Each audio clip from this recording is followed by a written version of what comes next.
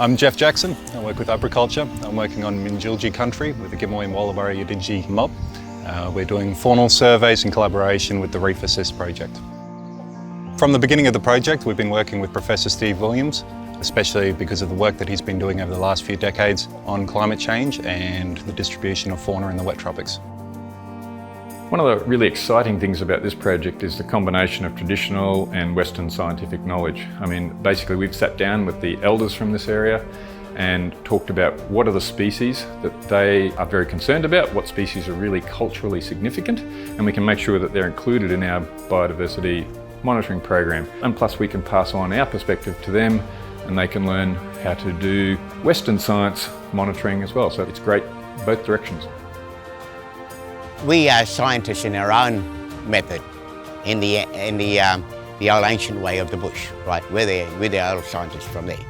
By showing them culture and working scientifically and cultural-wise, we can bring everybody together. Because not only culture means one way, culture means everybody culture too. It's a great collaboration. We're assisting in setting up a biodiversity monitoring on their land and seeing what's happened with global climate change there. Working on country is fantastic. It empowers me a lot. I love working with family on country.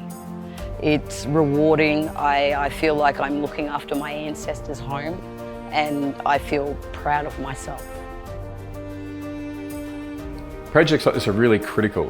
The World Heritage Area is highly threatened by climate change. We've already got massive impacts happening and they're going to get worse. So projects like this, where we combine traditional knowledge with Western science, and in fact also the other management agencies like Parks and Wildlife, is really critically important to the future of the region. We really need to continue these kind of projects because that's where we'll get the real value in the longer term monitoring approach. What we've noticed is massive impacts from climate change. A lot of the endemic species, the really important species in this region, are already declining. They're moving up the hills into cooler areas. And so it's a huge impact on the values of the World Heritage Area. As an entire nation, we'd all have to start working together to help the future survive. Well, what's coming is climate change, and we need to help with upskilling rangers, getting everybody on board and being ready for the future. Help doing things now so it's not as bad in the future.